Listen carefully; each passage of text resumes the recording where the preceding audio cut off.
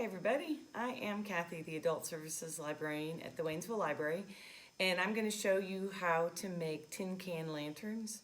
Spring and summer is right around the corner, and these are a great thing that you can just, lantern you can leave outside on your deck or on your porch, and they can weather the elements.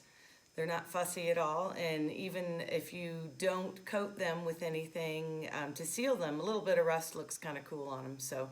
And it's a great way to use up cans instead of just throwing them in the recycler. So you can see I've got one here that's painted and one that's not. I painted this one with spray paint, and then I just did the red around it with a little paintbrush and some acrylic paint. And then I sprayed it with Krylon spray, which is a sealant. So I did spray this one with clear sealant as well.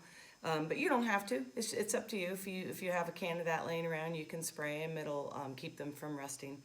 So the first thing you want to do is get a clean, empty tin can. This one's already gotten frozen water in it. I'll explain to you why we need to do that. But first, let me say that when you freeze the water in there, do it in increments. A lot of instructions you'll see online will just tell you to fill it up and freeze it. And when you do that, the bottom bulges out. You could see it did, even though I did it in increments, it did bulge out a little tiny bit. But the ones that I tested where I just filled them with water, the bulge was way out and very hard to hammer back in evenly, so then the tin can doesn't sit evenly. So put about 2 inches of water in, freeze it. The next day, fill it all the way up to the top, or just leave a little bit at the top, and then freeze it again solid. And that keeps the tin can from crushing inwards when you're hammering on it. The next thing is a template.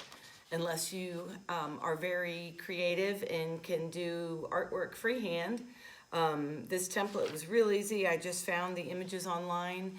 I put them on, taped them, cut them out, taped them on a white piece of paper, and then photocopied it and made this strip that I'm going to wrap around. I find it so much easier than trying to do it freehand. I did this one freehand, and it was a little more difficult for me. This one with the flowers I did with a template, and I just enjoy it so much more. So you just tape it on. And yeah, the paper will get a little bit wet, but it doesn't really, it doesn't harm it in any way, the pattern or anything like that. So it's okay if the paper gets a little wet. And then I stabilize it on this, which is a cold pack. You can stabilize it on a big bag of rice or beans, something like that. But I prefer this because it keeps it cold while you're working. Another thing that you don't have to have, but I like, is an awl. I just bought this on Amazon. It was super cheap, but it's so much easier. I did this one all with a nail, and it's hard to hold the nail as you're hammering and not hit your fingers, and also it's hard to stabilize it, whereas this is so much easier because it's got this little handle. So you just tap the awl into the markings on the template, and a little bit of ice will sometimes crack out of the top. That's okay. It will also start to melt a little bit while you work because this will take about 10 minutes to do the whole thing. Doesn't matter. A little bit of water will seep out. But because you have it on this cold pack, it doesn't really matter. So you can hammer the awl way far in for bigger holes, and then just barely tap it for smaller holes, so you can make some interesting little patterns. And then when you're done, you just take the paper off and you melt the ice, and it's ready to go unless you want to paint it or seal it. So that's it.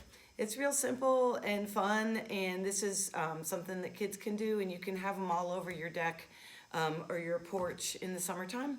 I use these kind of lights here, the battery operated, and I also have some at home that are remote controlled so that I don't have to dig it out every time. You can just turn it on and off with the remote.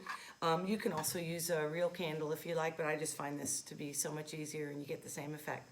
So if you'd like to see written instructions, you can access them from the library's webpage. Email me with any questions you might have, and thanks for watching. And here's a great book on sustainable gifting. This is a great book to give you ideas on how to make zero waste presents.